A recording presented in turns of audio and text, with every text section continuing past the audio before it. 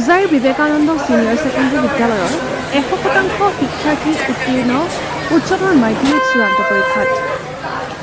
হোজাই জিলাখনৰ শিক্ষানুষ্ঠানৰ ভিতৰত অন্যতম শিক্ষানুষ্ঠান বিবেকানন্দ ছিনিয়ৰ ছেকেণ্ডেৰী বিদ্যালয়ত উচ্চতৰ মাধ্যমিক চূড়ান্ত পৰীক্ষাত 100% শিক্ষাৰ্থী উত্তীৰ্ণ হোৱাত উৎফুল্লিত বিদ্যালয়খনৰ ছাত্ৰ ছাত্ৰীৰ লগতে শিক্ষক সমাজ। বিদ্যালয়খনত পতাকা ফুটাই আনন্দ ফূৰ্তি কৰাৰ লগতে উত্তীৰ্ণ শিক্ষাৰ্থীসকলক বিদ্যালয়খনৰ ফালৰ পৰা ফুলাম গামোচাৰে সম্বৰ্ধনা জ্ঞাপন কৰা হয়।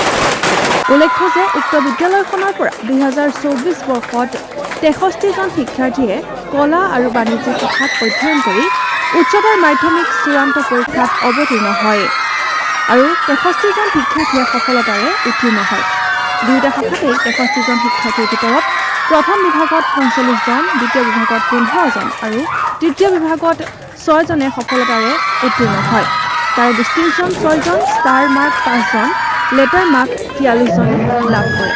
টিচাৰসকলে বহুত গাইড দিছে আমাক। মোৰ দীপা মেম, মোৰ ইউটিউব ছাৰ, তো মোৰ জিন্দগী বেষ্ট টিচাৰ বুলি কওঁ। He is the best teachers for my life. মোৰ বহুত ভাল লাগিছে এই কলেজত কৰি। মই 78% পাইছোঁ। মোৰো ভাল লাগিছে, মোৰ পেৰেণ্টছকো ভাল লাগিছে। আজিৰ যি ফলাফল হৈছে বিবেকানন্দ বিদ্যালয় ছিনিয়ৰ ছেকেণ্ডাৰী, এই ফলাফলত আমি অতিকৈ সুখী। প্ৰতি বছৰ আমাৰ 100% ৰিজাল্ট হয়, বাট এইবছৰ 100% ৰিজাল্টৰ লগত ভাল পাৰ্চেণ্টেজ আহিছে। আমাৰ টোটেল এইবছৰ এপিয়াৰ হৈছিলে 63 ষ্টুডেণ্ট আৰু 63 ষ্টুডেণ্টত আমাৰ ডিষ্টিংশ্যন আছে 6জনৰ, ষ্টাৰ মাৰ্কছ আছে 5জনৰ, first division 45, second division 15 student, third division only 3 student আৰু আমাৰ লেটাৰ মাৰ্কছ 43 ষ্টুডেণ্ট।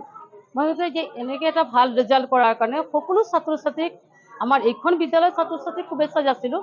লগত গোটেই হাই ছেকেণ্ডাৰী যিমান পৰীক্ষাৰ্থী উত্তীৰ্ণ হৈছে সকলোলৈ মোৰ শুভেচ্ছা থাকিল আৰু সকলো আশা কৰিছোঁ যে ভৱিষ্যত জীৱনত উজ্জ্বল পথত আগবাঢ়ি যাব।